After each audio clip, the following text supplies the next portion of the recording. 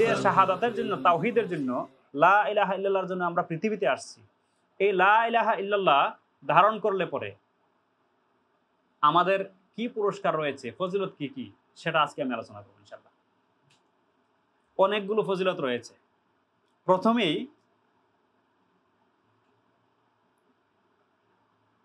প্রথম যে ফজিলতটা বলবো এটা হলো পরকালে ক্ষমা লাভের উপায় হলো লা ইলাহা ইল্লাল্লাহ। ক্ষমা লাভের উপায় কিভাবে বলতেছি। একটা এই কি দেখেন, হাদিসে কুদসি দেখেন। হাদিসে কুদসি বুঝেন? হাদিসে কুদসি হলো আল্লাহ সুবহানাহু ওয়া তাআলা থেকে নবীজি বর্ণনা করছেন। সাধারণত নবীজি থেকে সাহাবীরা বর্ণনা করেন হাদিস, তাই না? এটাকে হাদিসই বলে, সাধারণ হাদিস। আর হাদিসে কুদসি হলো যেটা নবী সাল্লাল্লাহু আলাইহি ওয়াসাল্লাম বর্ণনা করেন কার থেকে? আল্লাহ থেকে। যেমন সাহাবীরা বলে থাকেন ক্বালা নবী সাল্লাল্লাহু আলাইহি ওয়াসাল্লাম হাকাযা, নবী সাল্লাল্লাহু আলাইহি ওয়াসাল্লাম এমনটা বলেছেন। আর নবীজি বলবেন ক্বালা আল্লাহু হাকাযা, আল্লাহ বলেছেন এমন। এটাকে হাদিসে কুদসি বলা হয়। তো এরকম একটা হাদিসে কুদসি, যে হাদিসে কুদসির মধ্যে আল্লাহ বলতেছেন, ইয়া ইবনা আদম, হে আদম সন্তান, ইন্নাকা মা দাআউতানি ওয়া রাজাউতানি গাফারতু লাকা আলা মা কানা মিনকা ওয়ালা উবালি। আল্লাহ বলতেছেন, হে আদম সন্তান, তুমি আমাকে যত দিন ডাকতে থাকবে এবং আমার কাছে আশা করতে থাকবে, তোমার পাপ যাই হোক না কেন আমি ক্ষমা করে দেব, এতে আমার কোনো পরোয়া নেই। লা উবালি। ইয়া ইবনা আদম, হে আদম সন্তান, লাউ বালাগাত যুনুবুকা আনানাস সামা, তোমার পাপ যদি আকাশের মেঘমালায় উপনীত হয়, তোমার পাপ হইতে হইতে হইতে হইতে যদি আকাশের মেঘমালাতেও চলে যায়, এত পরিমাণ পাপ, সুম্মাস্তাগফারতানি, তারপরে যদি আমার কাছে ক্ষমা চাও, গাফারতু লাকা, আমি তোমাকে ক্ষমা করে দেব। ইয়া ইবনা আদম, হে আদম সন্তান, ইন্নাকা লাউ আতাইতানি বিকুরাবিল আরদি খাতায়া, তুমি যদি আমার কাছে এই অবস্থায় আসো যে পুরা জমিন ভরা, অর্থাৎ পুরা জমিন পরিমাণ পাপ নিয়েও যদি আমার কাছে আসো, সুম্মা লাকিতানি লা তুশরিকু বি শাইআ, আর এই অবস্থায় আমার সাথে সাক্ষাৎ করো যে তুমি কাউকে শরীক করো নাই আমার সাথে, লা আতাইতুকা বিকুরাবিহা মাগফিরাতান, তাহলে সেই পরিমাণ ক্ষমা এবং মাগফিরাত নিয়ে আমি তোমার কাছে আসব। আপনারা জানেন এবং গত আলোচনায় শুনেছেন, তাওহীদের সবচেয়ে বড় প্রতিদ্বন্দ্বী কি? শিরক। তাওহীদ মানে একত্ববাদ সাব্যস্তকরণ, শিরক মানে একত্ববাদে অংশীদার সাব্যস্তকরণ। আল্লাহ কি বলছেন? জমিন পরিমাণ পাপ যদি তোমার নিয়ে আমার কাছে আসো আর তোমার শিরক না থাকে, আমি সেই পরিমাণ ক্ষমা নিয়ে আমি তোমার কাছে আসবো। তাহলে এটা হলো একটা ফজিলত, কি? ক্ষমা লাভের একটা উপায়। তাওহীদ, যার মধ্যে তাওহীদ আছে সে ক্ষমা পাবেই পাবে নিঃসন্দেহে। 2 নম্বর ফজিলত হলো, এই তাওহীদ হলো নিরাপত্তা প্রাপ্তি এবং হেদায়েত প্রাপ্তি। কিভাবে? আল্লাহ বলেছেন, এটা সূরা নামে বলেছেন আল্লাহ সুবহানাহু ওয়া তাআলা, কোরআন আয়াত, আল্লাযীনা আমানু ওয়া লাম ইয়ালবিসু ঈমানাহুম বিযুলমিন, যারা ঈমান এনেছে এবং ঈমানের সাথে লাম ইয়ালবিসু ঈমানাহুম বিযুলমিন, ঈমানের সাথে জুলুমকে সংমিশ্রণ করে নাই। জুলুম মানে শিরক, জুলুম মানে শিরক না। উলাইকা লাহুমুল আমনু ওয়া হুম মুহতাদুন, তাদের জন্য রয়েছে নিরাপত্তা এবং তারাই হেদায়েতপ্রাপ্ত। তাহলে যে ঈমানের সাথে শিরক থাকে না, আল্লাহ বলছেন তারা নিরাপদ, কি? জাহান্নামের শাস্তি থেকে তারা নিরাপদ এবং তারা হেদায়েতপ্রাপ্ত। এটা হলো দ্বিতীয় উপকারিতা তাওহীদের, লা ইলাহা ইল্লাল্লাহ। তাওহীদের 3 নম্বর উপকারিতা এবং ফজিলত হলো, তাওহীদ মানুষের জানমালকে নিরাপত্তা দেয়। তাওহীদ মানুষের জানমালকে নিরাপত্তা দেয়। এই প্রসঙ্গে একটা প্রসিদ্ধ হাদিস আমি আপনাদের সামনে বলবো, যেটা মুসলমান বলতে যা তাওহীদ ধারণ করছে তাদের জানমালের নিরাপত্তা সাব্যস্ত করে। এই ব্যাপারে নবী সাল্লাল্লাহু আলাইহি ওয়াসাল্লাম বলেছেন, উমিরতু আন উকাতিলান নাসা হাত্তা ইয়াকুলু লা ইলাহা ইল্লাল্লাহ, আমাকে আদেশ করা হয়েছে মানুষ যতক্ষণ পর্যন্ত লা ইলাহা ইল্লাল্লাহ না বলবে ততক্ষণ পর্যন্ত এদের সাথে যুদ্ধ করতে। আরেক হাদিসে আছে হাত্তা ইয়াশহাদু লা ইলাহা ইল্লাল্লাহ, যতক্ষণ পর্যন্ত লা ইলাহা ইল্লাল্লাহ সাক্ষ্য না দিবে। দুই হাদিসেই, এক হাদিসে এসে বলা আর এক হাদিসে এসে সাক্ষ্য দেওয়া। এরকম কথা নেই যে লা ইলাহা ইল্লাল্লাহ বিশ্বাস করবে, আছে? হাদিসে এভাবে নাই যে যে ব্যক্তি লা ইলাহা ইল্লাল্লাহ বিশ্বাস করবে, যে ব্যক্তি লা ইলাহা ইল্লাল্লাহ বিশ্বাস করবে না তার সাথে আমাকে যুদ্ধ করতে বলা হয়েছে, না, এরকম না।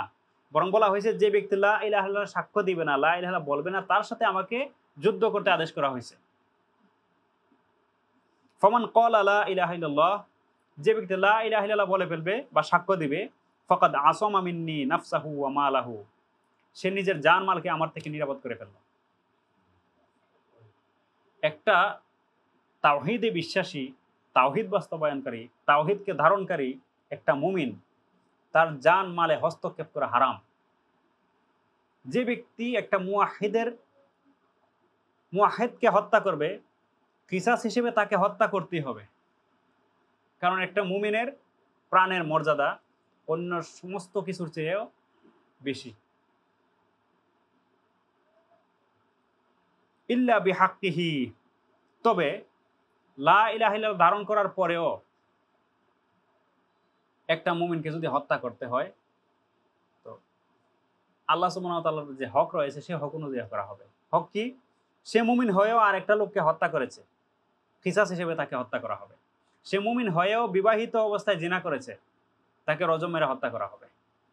এগুলো শরিয়ার হক, আল্লাহর হক। ওয়া হিসাবুহু আলাল্লাহ, হিসাবুহু আলাল্লাহ মানে কি? সে মুখ দ্বারা লা ইলাহা ইল্লাল্লাহ স্বীকার করেছে, জানমাল নিরাপদ হয়ে গেছে, অন্তরে কুফর ছিল, হিসাব আল্লাহর কাছে। হিসাব কি? আল্লাহর কাছে। এটা আপনি দেখার বিষয় না। আপনি দেখবেন সে লা ইলাহা ইল্লাল্লাহর প্রতি আনুগত্য করছে কিনা। যদি লা ইলাহা ইল্লাল্লাহর প্রতি আনুগত্য করে থাকে, তার জান এবং মাল নিরাপদ, তার জান মালে হস্তক্ষেপ করা আপনার জন্য হারাম। এটা হলো লা ইলাহা ইল্লাল্লাহর তৃতীয় ফজিলত।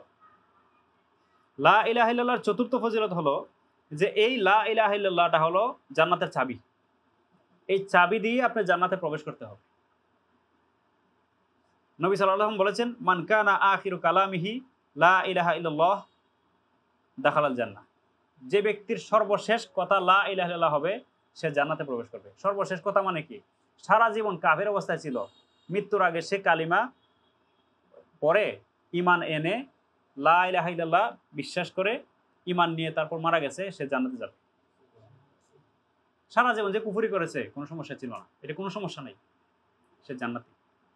এরকম ঘটনা সাহাবীদের যুগেও আছে। যুদ্ধের মাঠে কালেমা পড়ছেন, শত্রু দল থেকে ফিরে ইসলাম নবী সাল্লাল্লাহু আলাইহি ওয়াসাল্লাম দলে আসছেন, আবার পাল্টা যুদ্ধ করতে গেছেন, নিজের স্বজাতির বিরুদ্ধে গিয়ে শহীদ হয়ে গেছেন। একটা নেক আমল করার সুযোগ হয় নাই। কি নিয়ে গেছেন? লা ইলাহা ইল্লাল্লাহ নিয়ে গেছেন। এটাই তার জান্নাতে যাওয়ার জন্য যথেষ্ট।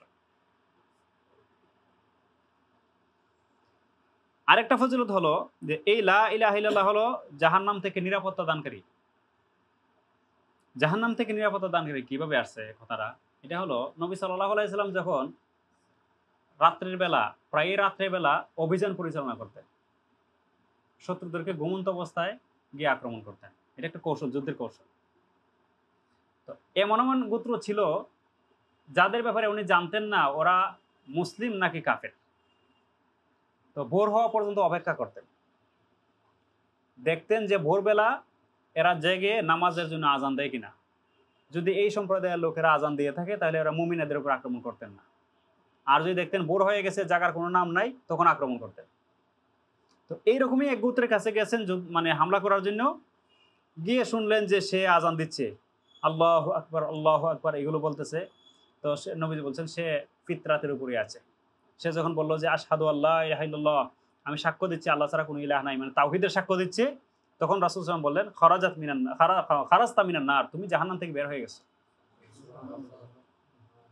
আজানের বাক্যের মধ্যে যখন সে সাক্ষ্য দিচ্ছে তাওহীদের, নবীজি বলছেন তুমি জাহান্নাম থেকে বের হয়ে গেছো।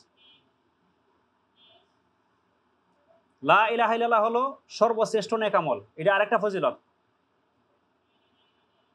এই ব্যাপারে এক হাদিসের মধ্যে আছে, নবী সাল্লাল্লাহু আলাইহি সাল্লাম আবু যর গিফারি রাদিয়াল্লাহু তাআলা আনহুকে উদ্দেশ্য করে বলছিলেন যে তুমি যখনই কোনো একটা খারাপ কাজ করে ফেলবে, বদ আমল করে ফেলবে, তখন সাথে সাথে একটা নেক আমল করে ফেলো।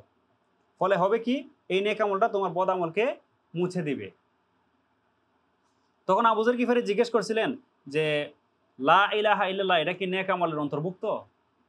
তখন উনি বলছিলেন হিয়া আফদলুল হাসানাত, লা ইলাহা ইল্লাল্লাহ হলো সর্বশ্রেষ্ঠ নেক আমল। আসলে এর চেয়ে বড় নেক আমল কিছু হতে পারে না। আপনি লা ইলাহা ইল্লাল্লাহর ভিতরে নাই, আর মুখ দিয়ে লা ইলাহা স্বীকার করছেন, জান মালের নিরাপত্তা পেয়ে গেছেন দুনিয়াতে, আর হাজারো নেক আমল করছেন, সমাজ সংস্কারের কাজ করছেন, এরপরে হলো গরিব দুঃখীদেরকে দেখছেন, এই করছেন সেই করছেন, সব বরবাদ, কারণ লা ইলাহা ইল্লাল্লাহ ছিল না আপনার মধ্যে। আল্লাহ হেফাজত করুক আমাদের সবাই।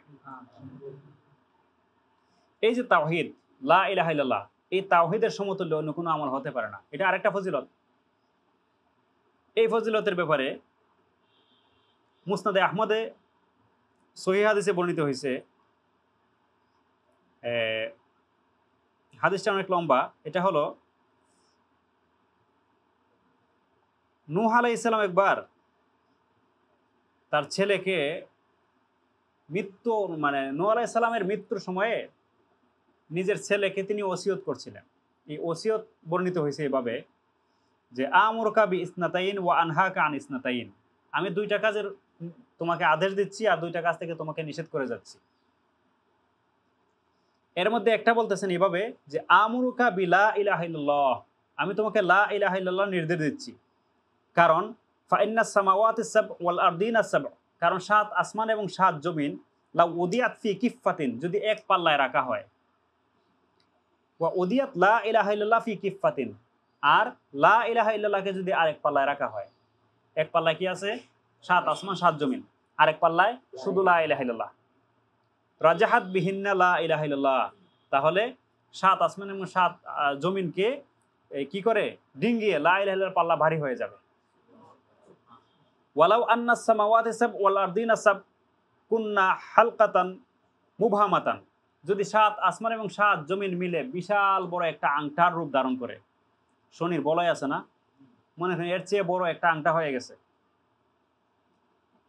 কাসামাতহু লা ইলাহা ইল্লাল্লাহ, তবু লা ইলাহা ইল্লাল্লাহ এটাকে ভেঙে দিতে সক্ষম। লা ইলাহা ইল্লাল্লাহ বাক্যটা এটাকে ভেঙে দিতে সক্ষম। এটা সহিহ হাদিস। এগুলো ফজিলত। তাহলে আজকের লা ইলাহা ইল্লাল্লাহর ফজিলতের আলোচনায় আমরা কি জানতে পারলাম? যে লা ইলাহা ইল্লাল্লাহ হলো ক্ষমা লাভের একটা মাধ্যম, গুরুত্বপূর্ণ এবং একমাত্র মাধ্যম বলা যায়।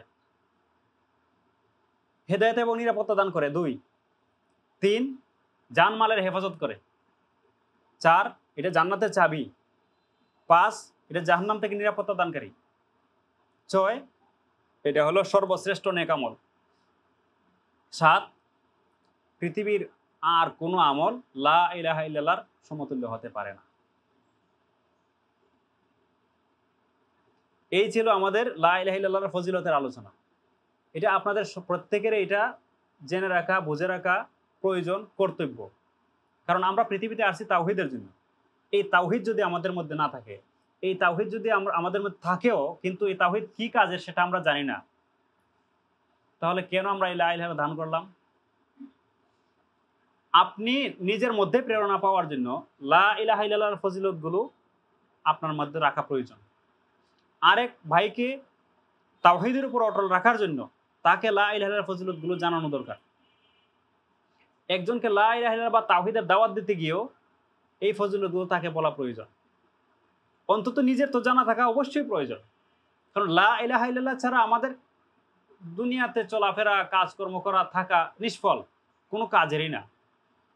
আমি আগেও বলছি কথাটা, যে ব্যক্তির মধ্যে তাওহীদ নেই অথচ সমস্ত নেক আমলে ভরপুর তার জীবন, সে নিষ্ফল, ব্যর্থ, তার কিছুই নেই।